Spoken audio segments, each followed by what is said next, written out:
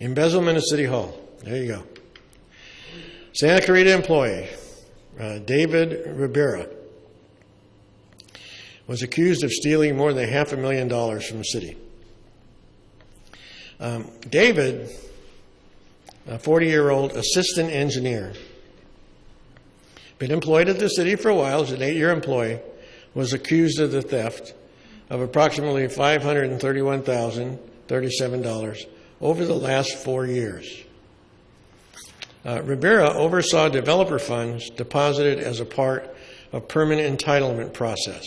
And what that means is that as some of these projects are approved and they get their entitlement to do it, the developers will commit to do certain things.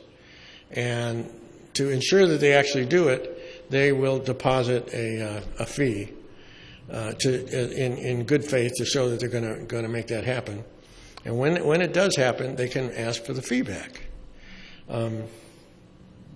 You might wonder why you've never heard of this fund before, and one of the reasons might be because it's not reported in either the city budget or the year-end report.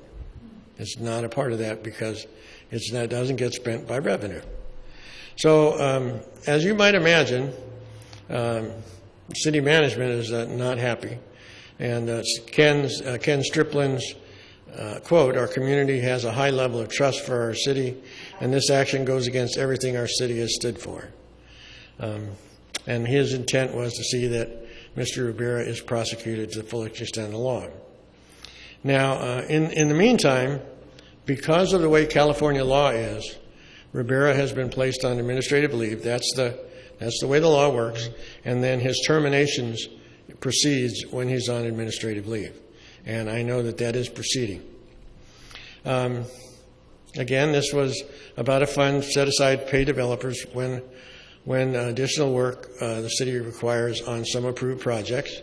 And what Rivera did was he took those funds by submitting false invoices, either using names that he established in DBAs that you post in the Signal, or with fake business names, and then claiming the funds that were owed back to the developers. And the accounts varied from a few $100 to $99,000. So in some cases, a $99,000 check was requested by an assistant planner, and it's going to be very interesting to find out how that check gets approved. The theft was uncovered after the sheriff's department received an anonymous tip, and I believe that's telling as well. Why wouldn't the person who came up with this issue have notified the city? Maybe they work for the city. Why didn't they notify their management? But they chose to go to the sheriff's department instead. And we can all have our suspicions as why they might have done that. But my suspicion is it was to keep it from getting shoved under the rug. So the investigation is ongoing, and the city has decided to do a forensic audit and work with their investigators.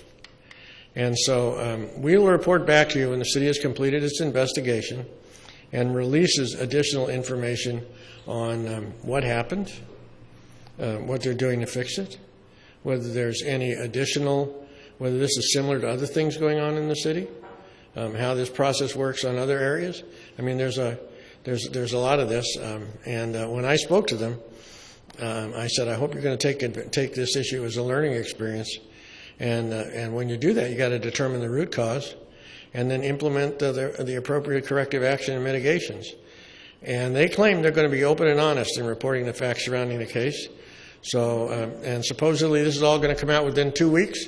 So by the time they get back from hiatus, we should have a total knowledge of what's going on. And if we don't, I'm going to hound them forever.